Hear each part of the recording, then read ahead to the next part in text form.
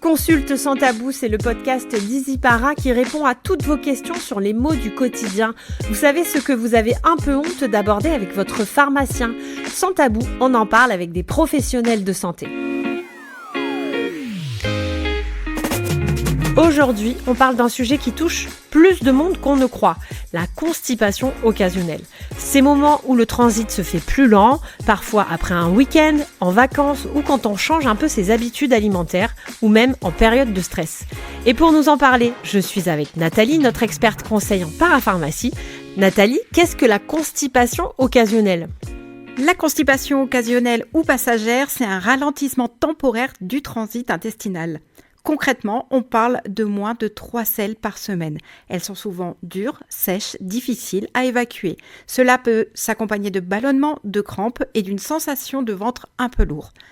Et j'imagine que ça peut aussi jouer sur le moral, non ? Oui, tout à fait. Parce qu'au-delà de l'inconfort physique, la constipation occasionnelle peut aussi générer du stress et de l'appréhension. Cette peur d'aller aux toilettes, surtout si on redoute que ça fasse mal. On parle aussi de poop shaming, cette gêne ou plutôt cette honte d'être jugé simplement parce qu'on a besoin d'aller aux toilettes. Et en se retenant, sans le vouloir, on aggrave la situation. Ce phénomène concerne autant les ados qui évitent les toilettes, par exemple au collège ou au lycée, ou bien les adultes qui n'osent pas toujours aller aux toilettes, surtout dans certaines circonstances. Ce n'est pas un sujet dont on parle facilement, mais ça peut vraiment peser au quotidien. Et pour ça, il est important d'avoir des solutions douces et rassurantes pour retrouver son confort sans stress. Alors justement, Nathalie, quelles sont ces solutions ?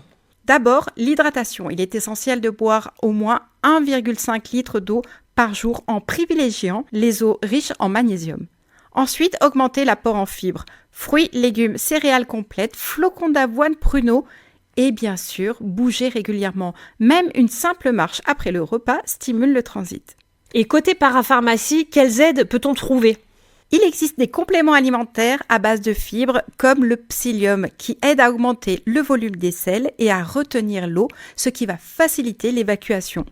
Il y a aussi les probiotiques pour réguler en douceur et aussi les tisanes de plantes comme le séné qui stimule le transit, la bourdaine, la mauve et la rhubarbe. Et pour les moments où l'envie est là, mais on n'y arrive pas car on s'est retenu, on peut utiliser ponctuellement des micro-lavements ultra doux.